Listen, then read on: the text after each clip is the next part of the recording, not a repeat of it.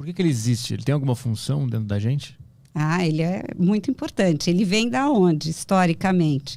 Ele vem do nosso processo evolutivo e biológico, porque ele tem a função de nos preservar. Ou seja, o cérebro, ele detecta um perigo, automaticamente ele coloca em ação uma série de mecanismos. Ele libera cortisol, ele libera noradrenalina, ele libera hormônios que vão te preparar para enfrentar aquela história, aquele momento de perigo, que vem lá do tempo das cavernas, que o homem tinha que enfrentar os animais selvagens. E o que é isso? As opções são o quê? Luta, eu tenho condição de enfrentar esse bicho? Se eu não tenho condição de enfrentar, qual é a minha outra opção? Fugir ou paralisa, né? São as 3 reações que acontecem. E isso nos ajudou a evoluir ao longo do tempo. Então, ele tem uma função, o estresse, de nos preservar. O foco, ele se estreita. Ele desliga uma série de outras funções e nosso foco, ele fica muito mais concentrado, que é para você prestar atenção naquilo que está acontecendo. Isso é automático, sobre isso a gente é instantâneo, acontece em segundos. Então, depois, essa reação vai acontecer. Então, o estresse, ele tem a função de nos preservar. O problema é que hoje, no mundo moderno, via de regra, a gente não está enfrentando feras o tempo inteiro. E a gente passa a ter estresse por situações, muitas vezes emocionais, por situações financeiras, mas que põe esse mecanismo em ação. Ele tá lidando como se estivesse na floresta lutando contra um bicho, mas na verdade é só um problema de trabalho, um problema de relacionamento, mas o teu cérebro está interpretando como um grande perigo.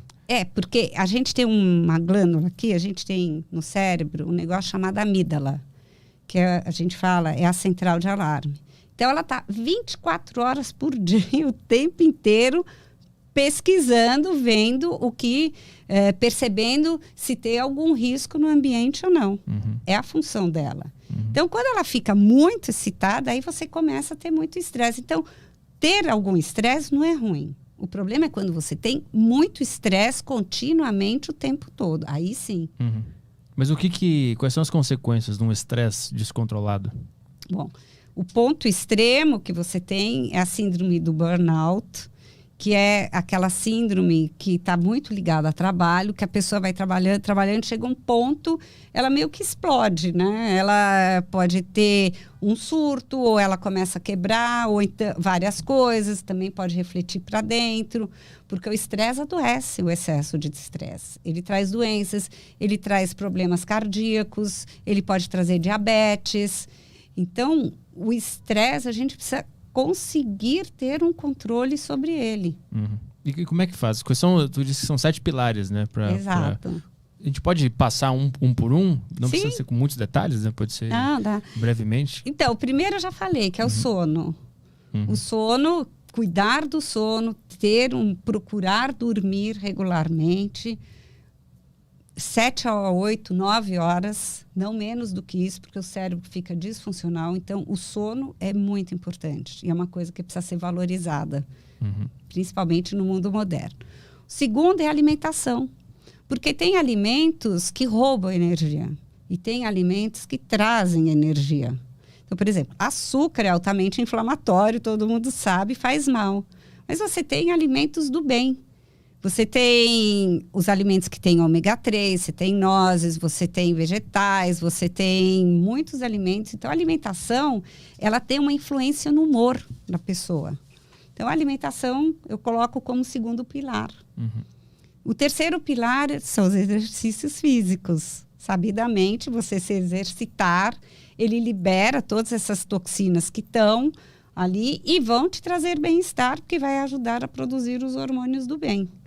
Depois, o quarto, eu coloquei como a serenidade, que é você aprender a meditar, apreciar, ter apreciação pelas coisas que estão à sua volta. Então, a meditação é um pilar muito importante nesse contexto. O que existe é as pessoas muitas vezes acham que não sabem o que é meditar.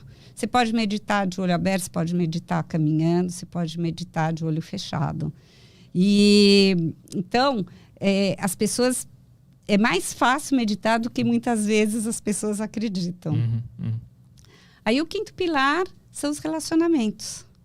É você procurar ter relacionamentos positivos, procurar ter uma comunicação construtiva e assertiva, cuidar dos seus relacionamentos, valorizar as pessoas que te fazem bem e, claramente, evitar pessoas tóxicas na medida do possível, porque também tem pessoas que roubam a energia da gente.